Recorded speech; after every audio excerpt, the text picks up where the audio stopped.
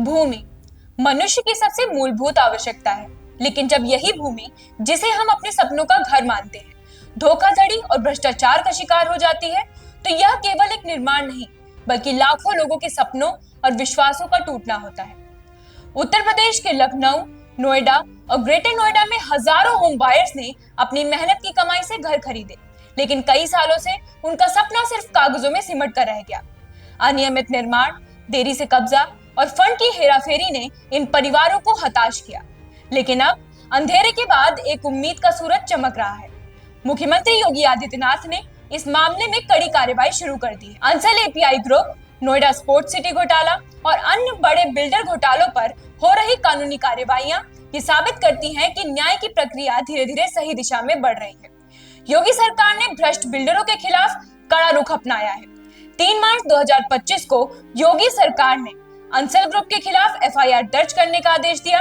यही नहीं, 7,000 प्रभावित निवेशकों के अधिकारों की रक्षा के लिए दिवाला कार्रवाई की शुरुआत की। ये कदम भ्रष्टाचार को जड़ से उखाड़ने का संकेत है। ग्रेटर नोएडा में 2018 में शाहबेरी में ढही इमारतों की दुर्घटना ने इस घोटाले को और भी उजागर किया, जिससे कई लोगों की जानें चली गई।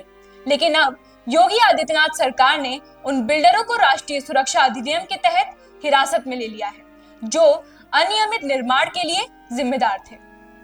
अब घर खरीदारों के संगठनों की आवाजें भी उठने लगी हैं। सरकार ने ठगे गए होम बायर्स के साथ खड़े होने का वादा किया है और बिल्डरों के खिलाफ कड़ी कार्रवाई की जा रही है। मुख्यमंत्री ने अब एलडीए अधिकारियों और अन्य जिम्मेदार लोगों के खिलाफ कार्रवाई के आदेश दिए हैं। इसके साथ ही एक विशेष समिति बनाई गई है, जिसमें एलडीए अधिकारी और प्रभावित खरीदार शामिल होंगे, जो अदालत में मजबूत सबूत पेश करेंगे।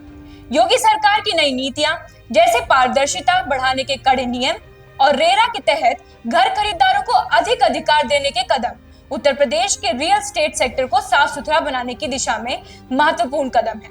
ये कहानी सिर्फ धोखाधड़ी और अन्याय की नहीं, बल्कि सत्य और न्याय की है। क्या आप मानते हैं कि अब घर खरीदारों को न्याय मिलेगा? क्या बिल्डर माफिया का सफाया हो पाएगा? हमें अपनी राय कमेंट में जरूर बताएं और इस संघर्ष की जीत के साथ जुड़े रहें।